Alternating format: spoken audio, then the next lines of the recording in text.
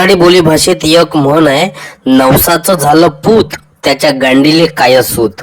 आता पूत म्हणजे मुलगा आणि सूत म्हणजे आपल्या हातापायाला ते धागा गुंडते का नाही त्याला सूत म्हणते. तर जेले लेकरं होत नाही ते लय प्रयत्न करते, डॉक्टरकडे जाते, वैद्याकडे जाते, देवाकडे जाते, बुवा बाबाकडे जाते, नवस सायाच बोलून दाखवते. आणि समजा त्यांना मुलगा झालाच, असं नाही म्हणत मी की बा नवस केल्यानं मुलगा होते, आपण गाडगे बाबाले मानणारे लोक आहे असं होऊ शकत नाही. पण ह्या म्हणीचा अर्थ पाहू आपण. समजा त्यांना मुलगा झाला, मग ते त्या मुलाचे खूप लाड करते, एवढे लाड करतील, कोड कौतुक करते का बस. लेकराले कुठं ठेवू, इथं ठेवू तिथं ठेवू, लय माया लावते, जीवापेक्षा जास्त जपते.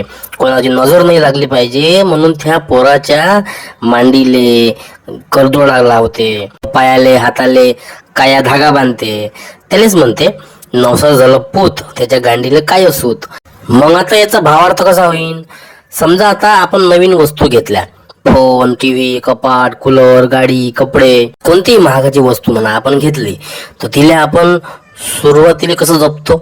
एकदम फोन घेतला नवीन का हात नको भाऊ माझ्या फोनले, त्याला चांगले नवीन नवीन कव्हर लावतो, अलग ठेवतो, कोणाला हातही लावू देत नाही. म्हणजे या पद्धतीनं आपण एखादी वस्तू जपतो. त्याला म्हणते नवसाला झालं पूत त्याच्या गांडीले काय सूत.